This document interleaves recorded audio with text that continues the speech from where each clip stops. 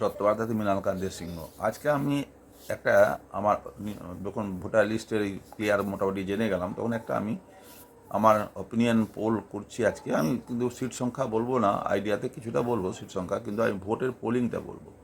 এবার TMC vote pole হতে পারে, টিএমসি পেতে পারে 2,35,00,000 থেকে 45 লক্ষ, আর বিজেপি পেতে পারে 2,45,00,000 2,55,00,000।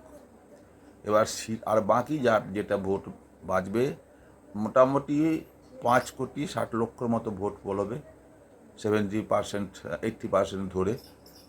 এবার এই 5,60,00,000 মধ্যে যেটা আমি বললাম আপনাদের বিজেপি আর টিএমসির, সেটাই ভোট ওরা পাবে। বাকি ভোট কংগ্রেস, সিপিএম, আওয়াজ অন্য দল যারা উঠেছেন তারা পাবে।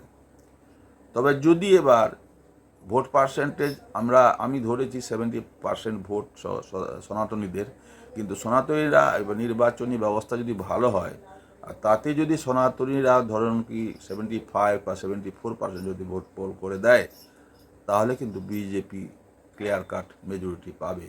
কারণ বিজেপির এবার সনাতনীদের 100%-এর মধ্যে 57 মানে 57% ভোট পাওয়ার সম্ভাবনা বেশি আছে। এবার এটাই আমার অনুমান, আপনারা মিলিয়ে দেখবেন।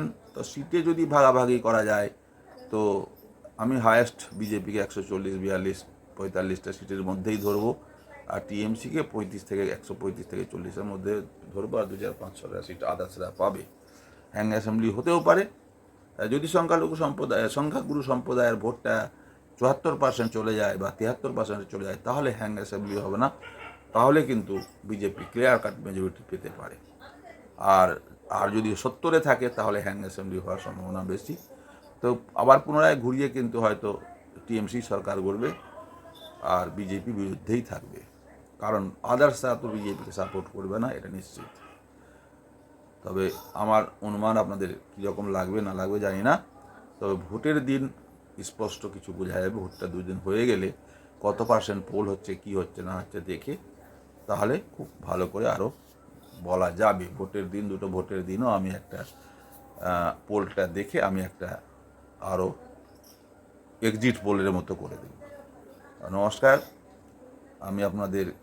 আমার ভিডিও আপনারা দেখছেন এবং সাবস্ক্রাইব করছেন, লাইক করছেন, শেয়ার করেন, তার জন্য আমি আন্তরিকভাবে ধন্যবাদ জানাই।